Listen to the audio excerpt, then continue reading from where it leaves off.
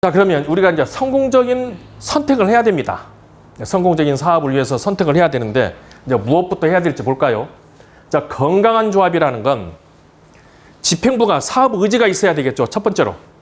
그리고 건전한 업체가 우리 조합에 들어와야 돼요.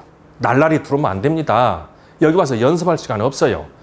그리고 관우 협조를 받아야 되겠죠. 지금 현재 우리 조합의 경우에는 지금 현재 정비사업 전문관리업자나 지금 설계자가 와 있는 것으로 알고 있는데 대한민국 굴지 업체예요. 잘하는 업체들이에요. 그런데 현 집행부가 운영할 줄을 몰라요. 그래서 지금 이렇게 현장이 아주 답보 상태에 빠져 있습니다. 이것은 좋지 않아요. 그러면 조합원 여러분들은 물과 같아요. 물. 이 물의 잔잔할 때는 물놀이도 하고 아주 좋죠. 그런데 이 물이 화가 나면 파도가 일어요. 지금 여러분들 화날 때예요. 지금 이렇게 침묵할 때가 아닙니다. 그래서 여러분들의 협조를 다시 한번 당부를 드리고, 지금 현재 역할이 뒤바뀌어 있죠. 제가 오늘 권익위원회에 지금 함께 와서 이야기를 나누고 있는데, 지금 권익위원회에서는 건설적인 파괴가 필요하다는 것을 역설을 하고 있습니다.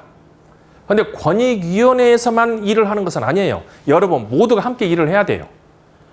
그리고 이 권익위원회에서는 여러 번 얘기를 들어봤어요. 그런데 그 논리가 대안을 가지고 얘기를 하고 있어요. 그런데 거꾸로 집행부에서 대안 없는 비난을 자꾸 해요. 이거 옳지 않습니다. 우리는 이 사업을 법과 절차에 따라서 이성적으로 진행하는 거예요. 그런데 지금 우리는 역할이 완전히 뒤바뀌어 있습니다. 또 이 사업을 진행을 할 때 강행 규정으로 되어 있는 것은 바꿀 수 없어요. 그런데 강행 규정으로 되어 있는 것은 멋대로 자행을 하고 임의 규정으로서 조합원들에게 이득을 둘 수 있는 것은 오히려 안 움직여요. 이거 거꾸로 하고 있어요. 이거 바뀌어야 됩니다. 자, 그리고 우리가 보통 이런 정비사업장에 가보면 사람들이 부류가 나눠지죠. 반대하는 사람도 있다고 하고 비대위도 있다고 하고 적도 있다고 해요. 근데 여러분들 적이 있다는 얘기는 안 들어보셨을 겁니다. 적이 있습니다. 한번 살펴볼까요? 정비사업에서 반대하시는 분은 안 계시는 것 같아요. 그걸 반증하는 것은 요즘 정비사업에서 분양 신청을 받아보면 97% 분양 신청을 해요.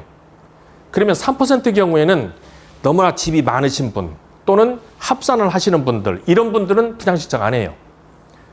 하지만 요즘은 분양 신청을 받아보면 97% 이상이 분양 신청을 하고 있습니다. 따라서 반대자가 없다고 보여요. 비대위 있죠. 근데 비대위 중에서는 두 가지예요. 하나는 천상천하 유아독존, 나만이 하고 싶다고 하죠. 그 지향해야 될 사람이에요. 하지만 건설적 파괴를 하는 것은 우리가 바라보고 가야 돼요. 그리고 건설적 파괴를 해서 점점 좀 좋게 만들어야 됩니다. 이 건설적 파괴에 대한 논리는 독일의 헌법 이론인데, 우리는 이 대안을 준비하고 공백 없이 사업을 진행하자는 의미에서 건설적 파괴를 해야 된다는 뜻입니다. 그런데 정비사업에 적이 있죠. 적. 첫 번째, 우리는 현재 사업을 하고 있어요. 그런데 도덕성을 가지고 이러고 저러고 얘기하면서 주민들을 갈라치게 하고 있습니다. 옳지 않아요. 우리는 사업 중이고 도덕 공부는 초등학교 때 다 끝냈어요. 지금 도덕 얘기할 때 아니에요. 두 번째, 우리는 이 사업을 진행을 하면서 절차를 지키고 법을 준수를 해야 돼요. 근데 그까짓 것 왜 하냐예요. 그까짓 것 왜. 근데 그걸 어기고 나면 처음부터 다시 돌아와야 돼요. 이건 굉장히 위험한 행위예요. 여러분 재산을 완전 망치는 사람들이에요. 이런 사람들 적입니다. 적 하나 더 있죠. 우리는 현재 용산의 전체 발전을 위한 큰 숲을 보고 있습니다. 그런데 그 숲을 보는 것이 아니고 나무 얘기를 해요. 어떤 업체가 뭐하고 어떤 업체가 뭐하고. 무슨 얘기예요? 그 업체가 들어오면 나 용돈 받기로 했다는 것을 실토하는 거예요. 지금 업체는 정비 업무 계약 처리 기준에 따라서 공개경쟁 입찰 방식으로 뽑아야 하는 업체이지 내가 아는 사람 들어앉히고 용돈 받아라는 업체 아니에요. 근데 나무를 말하는 사람, 법을 어기자고 서슴없이 말하는 사람, 도덕성을 얘기하면서 갈라치게 하는 사람, 정비사업의 적입니다. 누구인지 여러분 다 아세요. 이제 여러분들이 움직일 때입니다. 뭐 조합 경영을 하는 것 관련해서도 지금 현재 권익위원회에서는 법에 있는 대로 할 수 있는 것만, 그리고 앞으로 할 것만 무한 책임을 지면서 일을 하겠다고 준비를 갖추고 있어요. 근데 지금 어떻습니까? 오히려 집행부에서는 마음대로 얘기합니다. 손바닥 뒤집듯이 말도 바꿔요.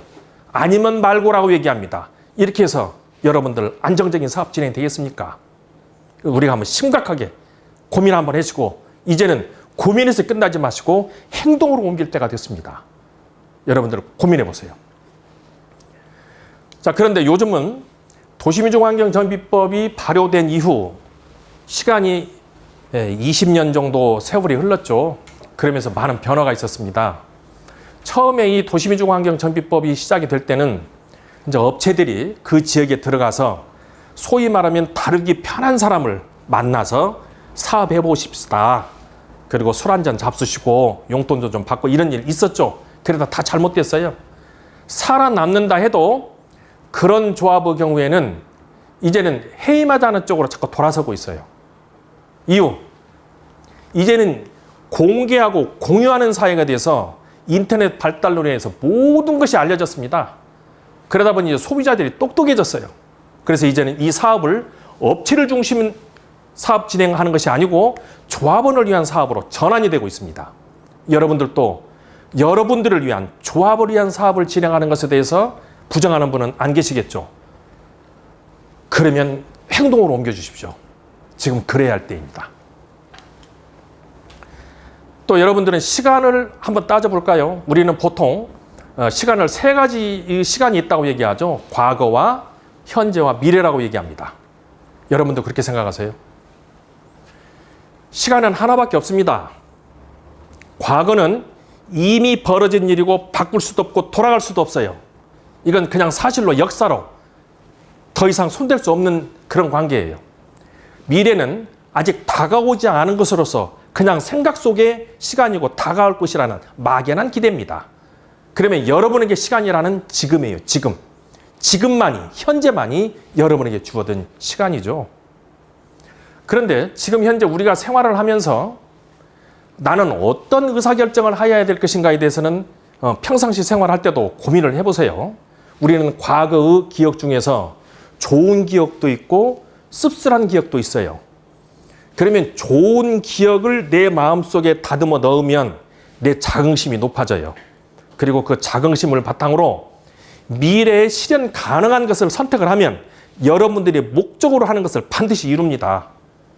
그런데 과거에 힘들고 어려웠던 것을 가슴에 놓고 끙끙 앓고 있고 실현 불가능한 망상을 꿈을 꾸고 그 선택을 하게 되면 망하는 길로 가는 거예요. 그래서 우리는 내 마음속에 희망적이고 잘했던 것 이런 것들을 가슴속에 넣고 그 자긍심으로 실현 가능한 목표를 설정을 하셔야 돼요. 그런데 그 이론을 현시 선호 이론과 한번 맞붙여서 보겠습니다. 4차 혁명 시대에 우리는 어떤 사람이 지도자가 되어야 될 것이냐는 것이죠. 그러면 지금 선택할 때는 좀 철학적인 생각이 좀 필요하겠죠. 또 미래지향적이고 예술적이고 신미안적인 사고가 있는 사람이 정책적 선택을 할 때 미래는 분명히 밝고 성공합니다.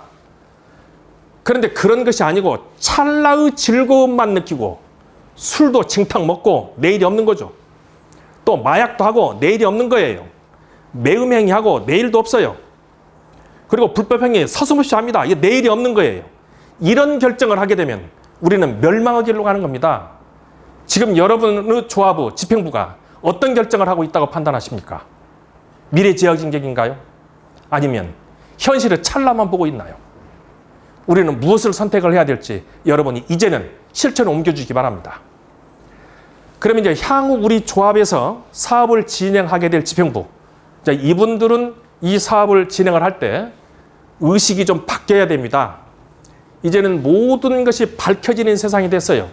그러면 첫째는 법과 절차를 지켜서 안정적인 사업을 진행을 해야 하고 또 이 사업은 만들어져야 돈이 돼요. 계획만 세우고 있어야 돈 되는 거 아닙니다. 집이 지어져야 분양을 해서 여러분들에게 이득이 실질적으로 주어집니다. 근데 우리는 지금 현재 정비계획 수립도 안 해요. 이렇게 해서 여러분들 재산 이득 되겠습니까?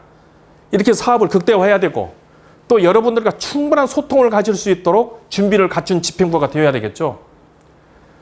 또 이제 직업적 양심을 좀 회복을 해야 됩니다. 지금 현재 사법부 판사들도 양심에 따라 재판을 한다고 얘기를 하죠. 그 양심이 어떤 양심일까요? 도덕적 양심? 아닙니다. 직업적 양심이에요. 그러면 직업적 양심이 되기 위해서는 공부도 하고 좀 배우고 또 물어서 좀 채우고 이렇게 돼야 사업이 되는 거 아닐까요? 이런 직업적 양심 없이 집행부로 있으면 여러분 사업 진행 못합니다.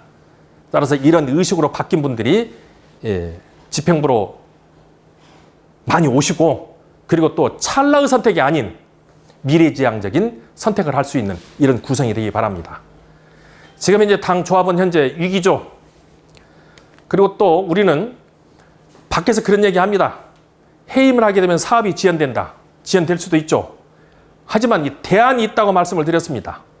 지금 당 조합에서는 법원에 임시조합장님도 선정을 할 수 있는 준비도 갖춰줬고 구청에 선거관리위원님도 모셔서 신속하게 사업을 진행할 수 있는 모든 준비 갖춰졌어요.